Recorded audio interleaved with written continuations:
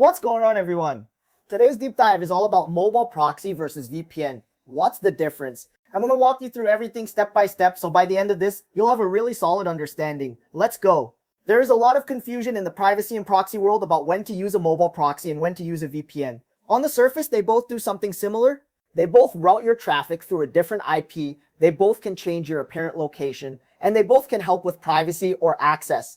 But under the hood, they are completely different tools, built for different jobs, and using the wrong one for your situation will cost you either money, performance, or your account safety. In this guide, I'm going to break down exactly what each one is, how they work technically, what they are actually good at, the use cases where one beats the other, and the common mistakes people make when choosing between them. Though, let's start with definitions. A VPN, or virtual private network, is a tunnel that encrypts all the traffic between your device and a remote server. When you connect to a VPN, your operating system creates a virtual network interface, and everything that leaves your device gets wrapped in an encrypted envelope that only the VPN server can open. The VPN server then unwraps the traffic, forwards it to the actual destination, and routes the response back to you. From the perspective of any website or service you visit, your IP is the VPN server's IP. From the perspective of your local network or your ISP, all they see is encrypted traffic going to a single endpoint. A mobile proxy is a proxy server that runs on a real mobile device or modem connected to a real cellular network. When you route a request through a mobile proxy, the request goes to the proxy server, the proxy forwards it through the cellular connection, and the destination sees an IP that belongs to the mobile carrier. Mobile proxies usually support either HTTP or SOCKS 5 as the proxy protocol, and they are typically configured per app or per browser rather than at the system network level. The traffic between you and the proxy may or may not be encrypted depending on the protocol. The traffic between the proxy and the destination uses whatever protocols your apps normally use. The key difference is in what you are buying. A VPN sells you encryption plus a different IP. A mobile proxy sells you a very specific kind of IP, one that belongs to a mobile carrier and sits behind carrier-grade NAT alongside thousands of real consumers. That IP is the entire point. The encryption story is secondary because HTTPS already encrypts most modern web traffic between your device and the destination, regardless of what proxy or VPN sits in the middle. Why does this matter to you? If your goal is privacy on a coffee shop Wi-Fi network, a VPN is overwhelmingly the right tool. It encrypts everything, it covers every app, and it is dead simple to set up. If your goal is to manage 10 Instagram accounts without getting banned, a VPN is the wrong tool. You need 10 different mobile IPs, each persistent for one account, each with the natural reputation of a real consumer mobile connection. A VPN gives you one shared IP across everything, which Instagram will flag instantly. The wrong choice in either direction wastes money and time. Let me walk through the technical breakdown step by step. A VPN typically uses protocols like WireGuard, OpenVPN, or IPv2. These protocols are designed to tunnel arbitrary network traffic. They handle UDP and TCP, they support routing decisions, and they generally apply at the system level so every app benefits. The IPs you get from a VPN are almost always data center IPs because VPN providers run their servers in cloud data centers. Data center IPs are flagged aggressively by anti-bot systems, e-commerce sites, social media platforms, and banking apps. For privacy on a hostile network, this is fine. For account work or scraping, it is a dead end. While this proxy uses protocols like SOCKS 5 or HTTP Connect, the proxy listens on a port. You point your client at it, and your request is forwarded through the mobile connection. The IP your traffic exits on belongs to a major carrier. Because of carrier-grade NAT, that IP is shared with thousands of real phone users at any given moment. From the perspective of the destination, your request is indistinguishable from a normal phone browsing the web. Anti-bot systems treat mobile IPs as the most legitimate traffic on the internet because banning a mobile IP would also block thousands of innocent users. This is the magic of mobile proxies, and it is what makes them irreplaceable for certain workflows. Speed and stability are another major difference. A VPN running on a fast data center server will give you hundreds of megabits per second of throughput and very low latency. A mobile proxy runs on a 4G or 5G connection, so throughput is typically capped by the cellular network, often somewhere in the tens of megabits, and latency can be higher than a wired connection. For browsing and most workflows, mobile speed is perfectly fine. For streaming or large file transfers, a VPN is usually faster. Stability is also different. A VPN is generally rock solid until the server has an issue. A mobile proxy depends on a single physical SIM and modem, which can lose signal, hit a tower outage, or get throttled by the carrier. Good mobile proxy providers handle this with redundancy and failover, but it is a different reliability profile. Cost is another factor. A consumer VPN subscription is usually less than $10 a month for unlimited bandwidth. A mobile proxy is more expensive because you are paying for a dedicated SIM, a dedicated modem, the hosting infrastructure, the SIM data plan, and the operator's overhead. A dedicated mobile proxy in a country like Singapore or the United States typically runs $40 to $100 a month per port. Shared mobile proxy services can be cheaper, but you give up control over the IP rotation and you share the connection with other users. The cost difference is real, and it forces you to be honest about what you actually need. Use cases tell the rest of the story. Use a VPN when you want general privacy on untrusted networks. When you want to bypass ISP throttling, when you want to access a streaming service from a different country, when you want to encrypt all traffic on a device, or when you want a simple one-click solution that covers every app, use a mobile proxy when you are managing multiple social media accounts, when you are doing web scraping at scale, when you need a clean IP for ad verification, when you are doing competitor research that requires looking like a real consumer, when you are running sneaker bots or e-commerce automation, when you need a sticky session for multi-step workflows, or when you are testing geo-specific behavior from a specific carrier and country. Thoming. There is also a hybrid pattern worth knowing about. Some power users run a VPN to get to a specific country, then route specific app traffic through a mobile proxy in that country for the workflows that need consumer-grade IPs. This adds complexity but gives you both broad encryption and specific IP control. It is overkill for most people, but for compliance teams and serious operators, it is a legitimate setup. Let me get into the common pitfalls. The first one is buying a residential proxy thinking it will behave like a mobile proxy. Residential proxies use real home internet connections, which is better than data center, but they are not the same as mobile. They have different fingerprints, different geolocation patterns, and different reputation profiles. For some workflows, residential is fine. For the hardest sites, you need mobile. The second pitfall is using a free VPN thinking it provides privacy. Free VPNs make their money by selling your data, injecting ads, or worse. You are not the customer, you are the product. Use a paid VPN from a provider with a clear privacy policy and a no-logs audit. The third pitfall is sharing a single VPN connection across multiple accounts that you do not want associated. Even with separate browsers and profiles, the shared IP creates a strong link between accounts. If you need account separation, you need separate IPs, which usually means mobile proxies with sticky sessions per account. The fourth pitfall is rotating your IP mid-session. A mobile proxy that randomly rotates IP while you are halfway through a checkout or a login flow will reset your session, log you out, or trigger a security challenge. Use sticky sessions for anything that spans more than a single request. The fifth pitfall is ignoring the geolocation. If your shipping address is in Texas and your VPN exits in Romania, the destination sees a mismatch and flags you. Match your IP to your context. Another mistake is treating proxies and VPNs as anonymity solutions when they are really pseudonymity solutions.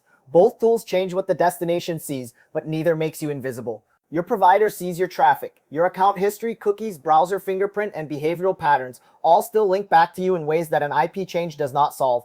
If you need real anonymity, that is a much harder problem that involves Tor, careful operational security, and discipline. If you just need to look like a different consumer to a website, a mobile proxy or a VPN is fine. Let me give you real-world examples. A social media manager runs 8 Instagram accounts for different clients. She bought a single residential VPN subscription, used it for all 8 accounts, and within a week 3 of them were locked. She switched to mobile proxies with 1 dedicated port per account, kept each account on the same IP every session, and the ban stopped. A data scientist needed to scrape a price comparison site from 20 different countries. He bought a VPN that advertised servers in 50 locations, ran his scraper through it, and got blocked on every country because the IPs were data center and the site was running anti-bot. He moved to residential proxies and the success rate jumped to 90%. A privacy-conscious lawyer just wanted to make sure his coffee shop browsing was not being snooped on. He bought a $5 a month VPN, set it to launch on startup, and forgot about it. Different problems, different tools. They'll let me dig into a few more dimensions that often come up. The first is IP rotation behavior. A VPN typically gives you a static IP that stays the same for the duration of your connection, and the same IP again if you reconnect to the same server. Some providers offer dedicated IPs as a paid upgrade. Mobile proxies have a fundamentally different rotation model. The cellular carrier rotates the IP naturally as the modem renegotiates with the network, sometimes every few minutes, sometimes every few hours. Mobile proxy providers expose this with 2 modes. Rotating mode gives you a new IP on every request or every short interval. Sticky mode locks the IP for a configurable window, typically 10 minutes to several hours. This is the magic ingredient for account work. You can stay on the same mobile IP for a full login session, then naturally get a different IP later, which mimics how a real phone behaves as it travels between cell towers. The second dimension is geolocation precision. VPNs let you choose a country, sometimes a city, but they cannot give you precision below that level because their servers are in fixed data centers. Mobile proxies, by contrast, are physically located where the SIM and modem live. If the mobile proxy farm is in Jakarta, the IP appears in Jakarta. This matters when a destination site uses fine-grained geolocation for things like local search results, local pricing, or local content. A VPN exit in Indonesia might show a generic Indonesian location. A mobile proxy in Surabaya shows up specifically in Surabaya. For market research that needs city-level accuracy, mobile is the only option. BOA. The third dimension is reverse DNS and IP type signaling. Major anti-bot services like Datadome, Perimeter X, Imperva, and Cloudflare maintain databases of IP reputation, type, and known associations. Data center IPs are tagged immediately. Residential IPs are tagged based on subnet behavior. Mobile IPs are tagged as mobile, which gives them the highest trust score. This information feeds into the destination site's risk model. The site does not just see your IP. It sees a label like type equals mobile or type equals data center, and that label heavily influences how the site treats you. A VPN exit will be labeled data center or VPN in most reputation databases. A mobile proxy will be labeled mobile. The labels are not the only signal, but they are a big one, and they explain why the same script with the same headers can succeed through one IP type and fail through another. The fourth dimension is application support. VPNs work transparently with every app on the device because they operate at the network interface level. Mobile proxies require per app configuration because they operate as a proxy server that apps must explicitly use. Some apps support SOC 5 proxies natively, including most browsers, Telegram, and command line scraping tools. Other apps do not and need a wrapper like Proxyfire, Singbox, or a per-process proxy library to be forced through the proxy. This is a usability difference that matters depending on your workflow. If you want everything routed without thinking, a VPN is simpler. If you want surgical control over which apps use which IP, mobile proxies via explicit configuration are more powerful. The fifth dimension is concurrency. A single VPN connection gives you a single IP, and routing many parallel workflows through the same VPN means they all share that IP. A mobile proxy account typically gives you multiple ports, each with its own SIM and modem. You can run dozens of parallel workflows, each with its own IP, all isolated from each other. This is essential for account farming, multi-region testing, and any task that benefits from parallelism with separation. For what sounds literally did and need more pitfalls that I see regularly. Pitfall 6 is buying a mobile proxy plan and then routing all your tools through the same single port. The whole point of mobile proxies is per task or per account isolation. If you collapse everything onto one port, you have spent extra money for no benefit, and you might as well have used a VPN.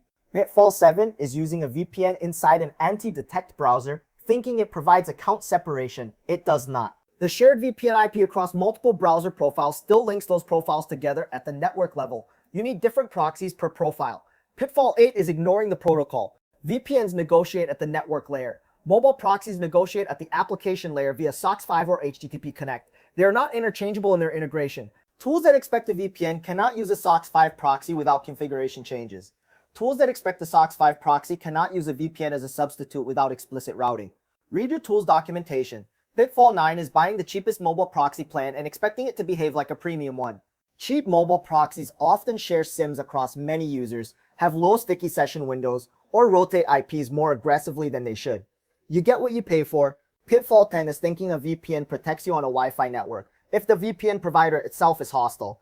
It does not. Your provider sees everything. Choose carefully. Let me give a few more real-world examples. A growth marketing team uses VPNs for general team privacy, with a corporate VPN that all employees connect to before accessing client tools. They use mobile proxies separately, only inside their automation infrastructure, for the workflows that actually need clean consumer IPs. Treating these as two different layers used for two different reasons is the mature pattern. A solo SEO consultant runs a small price monitoring service for clients. He uses a residential proxy pool for general daily checks and a small mobile proxy allocation for the few hardest targets that anti-bot the residential pool. The mix optimizes cost. A data engineer in a fintech runs production scrapers on residential proxies with periodic mobile failover. When the residential pool gets blocked on a specific endpoint, the system automatically retries through mobile. This keeps costs low while maintaining reliability.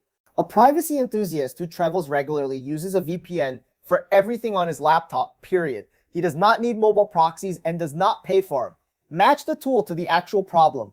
A final example worth sharing. A startup founder built his entire MVP on the assumption that a residential VPN would be sufficient for a social media scheduling tool.